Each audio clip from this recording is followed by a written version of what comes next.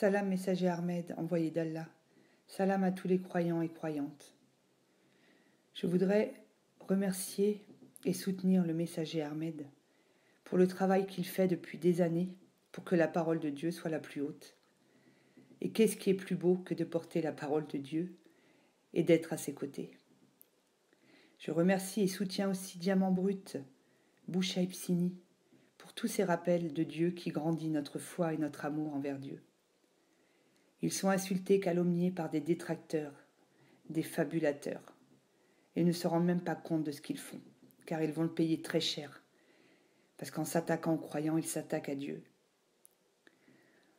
Aujourd'hui, Dieu s'exprime à travers son messager, et plus la parole de Dieu s'exprime, et plus les gens n'ont que de la répulsion, en fait, pour le livre de Dieu.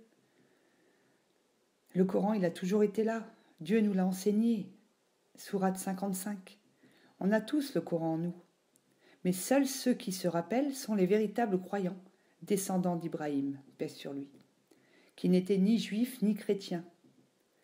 Aujourd'hui, Dieu reprend ses droits, et le Coran s'exprime à travers son messager, qui réveille le messager en nous, qui était endormi. Ceux qui ne croient pas au messager Ahmed, qui vient avec les preuves évidentes, ils ont désobéi à Dieu, ils ont tourné le dos à Dieu. Il y a les démons qui attaquent la parole de Dieu, ceux qui attaquent le messager, qui le calomnient, qui l'insultent, qui le menacent de mort. Ce sont des démons. Et tu as les gens qui souvent se disent croyants, musulmans, qui ont le mot Dieu dans la bouche toute la journée. Et en fait, aujourd'hui, tu leur ouvres le livre pour établir des vérités, les preuves évidentes qui sont la parole de Dieu. Mais ils ne veulent rien entendre. Ils veulent rien entendre. Ils veulent même plus entendre parler de Dieu. C'est dingue. Ahmed, il était annoncé par Jésus, paix sur lui, dans la sourate 61, verset 6. N'en déplaise aux associateurs et aux négateurs. Il est là pour vous avertir, le messager. Et vous ne voulez pas entendre. Sourds, muets et aveugles, comme Dieu le dit dans son livre. Ils veulent rester dans leur religion d'antan, qu'on a inventée, bien sûr. Dieu nous dit de ne suivre que ses livres révélés, ne suivre que ce qu'il nous a fait descendre, c'est clair.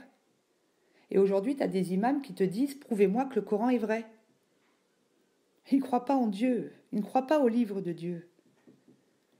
Et vous les suivez aveuglement.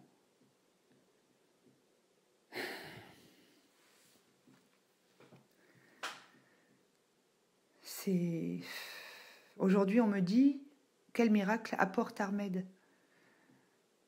Mais tous les messagers d'avant sont venus avec les livres révélés.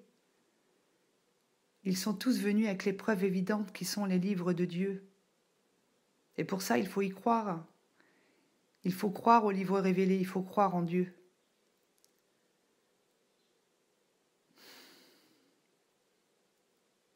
Je voulais vous lire un verset parce qu'il y a beaucoup de sujets. Le sujet de désaccord, c'est souvent le prophète et messager.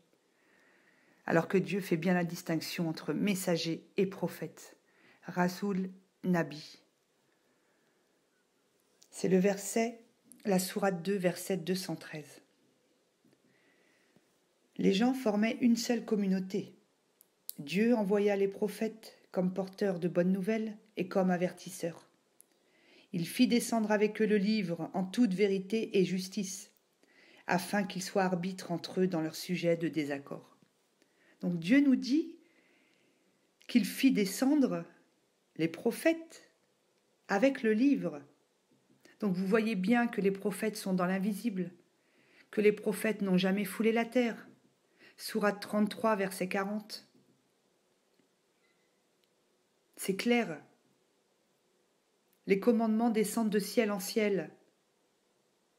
Les prophètes sont dans l'invisible.